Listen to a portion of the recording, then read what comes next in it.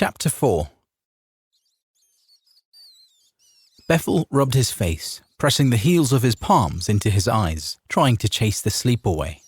Eric lay next to him, breathing slowly and evenly. He looked down at his plate, remembering that he had lost consciousness before he could touch it. But now, most of it was gone. He knew that it wasn't his brother that had eaten it. The hissing white rats, trying to hide just inside the shadows cast by neighboring buildings, told him that. They fought greedily over the scraps. Bethel spat in their direction, but they only hissed louder. Eric was here, but where was Brian? Whores and cheap brandy, Bethel muttered. He's more like his father than he will ever know. The brandy was a certainty. Brian's father, Bethel's uncle, made a sweet orange brandy that almost tasted like juiced oranges. They had gotten into one of Uncle Brent's casks once. Not only did Bethel and Brian get so drunk they couldn't even stand, when his uncle found them, he beat them. His uncle had hardly ever disciplined him until then, but on that day he received a beating like he had never received before, or since. He knew Brian got it even worse. As for the whores, Bethel didn't know for sure, but he suspected his Uncle Brent of being unfaithful to his wife. He knew his mother, his aunt's sister-in-law, did too. He had unwittingly walked into an argument between his father and mother once concerning his uncle's infidelities. Bethel didn't blame Brian for wanting to leave. Anyone living in Brian's house would want to leave, but his fool of a cousin seemed to take with him all his father's worst characteristics and left behind all the good and noble aspects of their culture.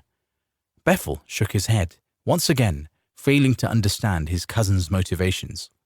He remembered a hot spring day, staring over the shaft of his hoe, while Eric tried desperately to pull a large, bushy weed, witch's brush their father called it, from their planting row.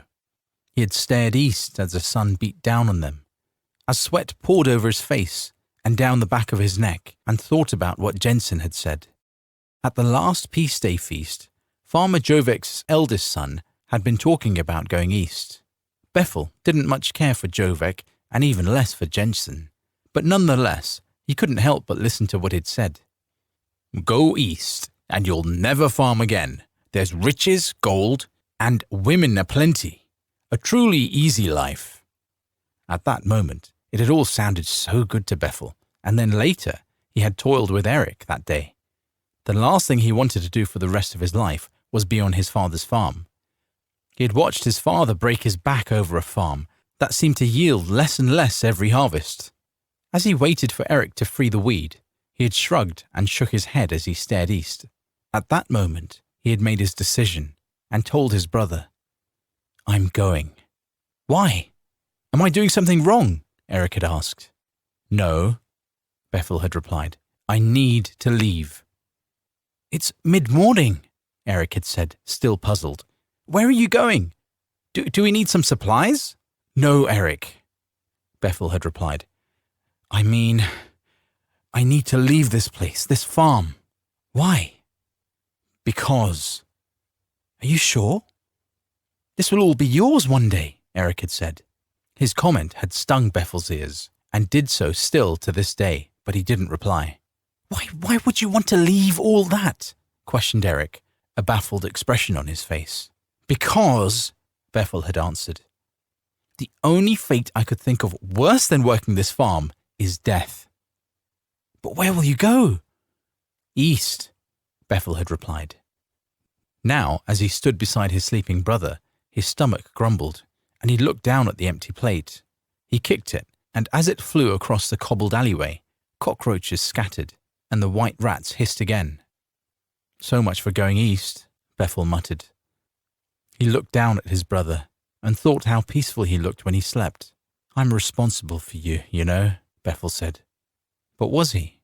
He looked up at the sky and once more thought how the nighttime looked different here. It wasn't the lack of stars masked by the torches and street lamps of a border town. It was the different positioning of the constellations. Bethel shook his head. No, he couldn't quite figure out what it was, but it was just different. It was a night similar to this when Eric came to him and woke him to explain that he wanted to go leave with Bethel, to travel east with him and Brian. At first, Bethel couldn't understand it. Eric loved the farm, but then he squeezed the truth out of his brother. His younger brother understood the issues their farm faced, understood the problems their father refused to talk about. He wanted to save it. Eric thought the money they would earn in the East might stem the tide of feudal lords from Harmon, seizing free farmland. "Stupid," Bethel muttered to the sleeping form at his feet. "I should never have let you come, but you would probably have followed us anyway. Where would I be if I didn't have to keep worrying about you?" Brian had not been happy when Bethel told his cousin about Eric coming along too. His younger brother certainly irritated Brian already, but now the money they had saved up for 2 people to get east wasn't enough. Now they had another mouth to feed. Now they had another person to worry about. And Eric, as far as his cousin was concerned, was just a naive boy and nothing but a hindrance. "But you're not so naive anymore, are you?" Bethel said quietly. Now, Eric seemed increasingly annoyed with Bethel as he still treated the young man like some clumsy toddler. The thought of his younger brother moving to adulthood almost made Bethel smile, but instead he shook his head and looked to the sky again. "And now, here I am," he whispered, "no further east than I was in the first place, and now with hardly any coin in my pocket. Instead of making more coin, I have to deal with an increasingly distant and troublesome cousin, and a younger brother who isn't so young anymore." "You're a fool, Bethel. Damn you, you idiot. You were the one that was supposed to get everyone east.